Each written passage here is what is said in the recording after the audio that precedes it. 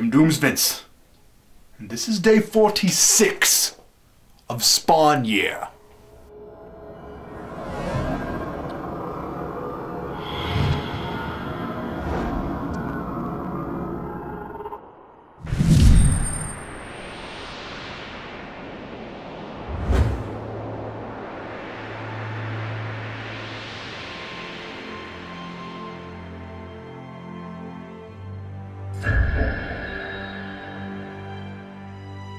If it weren't for today's comic, I'm sure I would be wallowing in guilt over the terrible deed I did yesterday, destroying a life to save my own.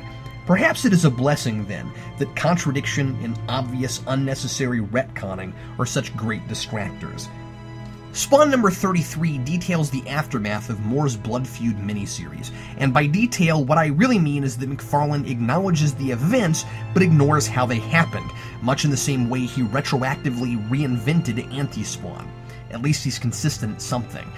At the risk of sounding as redundant as most of Al's internal monologue, I don't understand why McFarlane can't coordinate his plans with other writers more effectively, so that every issue when he returns after another creator's short stint won't feel like he's just picking up the pieces after Gaiman or Morrison or Moore or whoever threw a huge rave in his house and knocked a bunch of lamps over. Much of the time, these writers leave things in a better place than when they came on board, setting McFarlane up to run with what they did and tell some great stories. But where I see new furniture, McFarlane still sees broken lamps. And the worst part is, to stretch the analogy further, it's not like his friends are throwing a secret party he didn't know about. He invited them to do this, and in both Gaiman and Moore's case, multiple times. And not just little, easy, skippable interludes. Those, by the way, McFarlane has written himself, but critical, world-building stories that apparently are good enough to publish, but not good enough to really count.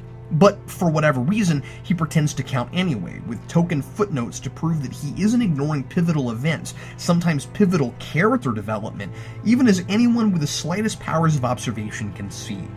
It's absolutely maddening, and this issue is the worst offender.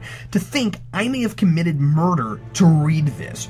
Now, in all fairness, the Blood Feud issues were being published simultaneously with the regular Spawn title, so readers would only have been able to read issue 1, or possibly not even that, when this was released, which is ridiculous because this issue gives away major plot points from that story and makes zero sense if you haven't read all of Blood Feud. This issue reads like McFarlane knew 3 things about Blood Feud when he wrote it. Number 1, Spawn's costume is changing. Number 2, Spawn leaves the alleys at the end, and number 3, Twitch is in the hospital. And if that's the case, that's a horrible way to plot a comic book. Spawn returns to the alley after clearly ready to leave everything and everyone behind at the end of Blood Feud. Remember, the bums turned on him, and he decided his costume was the only thing he now needs. McFarlane treats it like Spawn was just house hunting. He's sitting on his throne here, telling the bums he's thinking of leaving and that he's found a place he could go to if they decide things have gotten too dangerous for them with Spawn around. The alley bums tried to kill him. Why would he come back, especially right away? But now, according to McFarlane, the bums who tried to kill him buying into Sangsker's vampire talk aren't his friends. There's some other random homeless people, apparently, who happen to also know what his name is. So where were Bobby and his friends while this was happening? Out having a latte? And even if this convenient, implausible course of events were true, Spawn didn't know about it until he, with no motivation, decided to come back after clearly deciding he's done with humanity. He had even decided to forget about Wanda and let her live her life.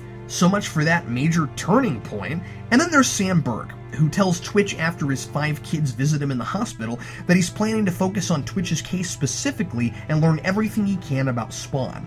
Wait, Spawn? You mean the guy you just said in Blood Feud you didn't believe was responsible for the murder Sangster committed because you're starting to think he's one of the good guys? The guy who saved your life from Sangster? The guy you tried to get not to jump off the pier?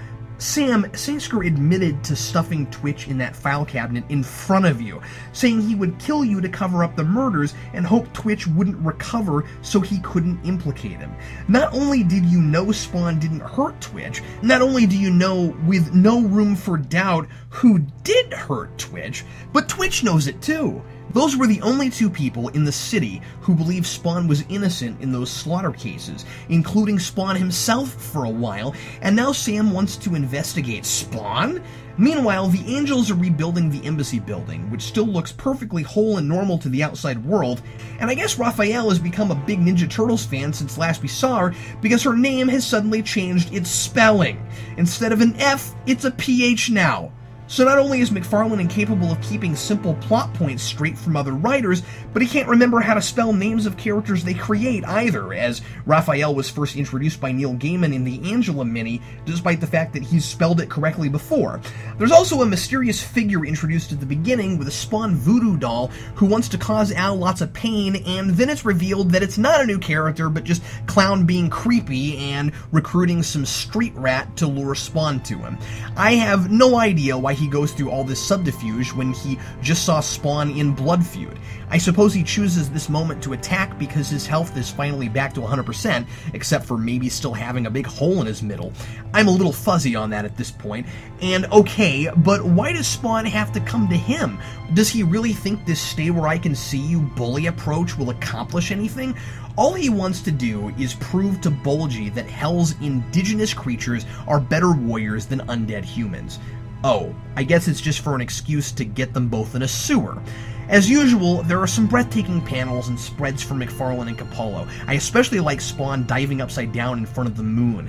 But this, to date, is the most hackneyed issue of Spawn I've read so far, and an absolute insult to Alan Moore's work.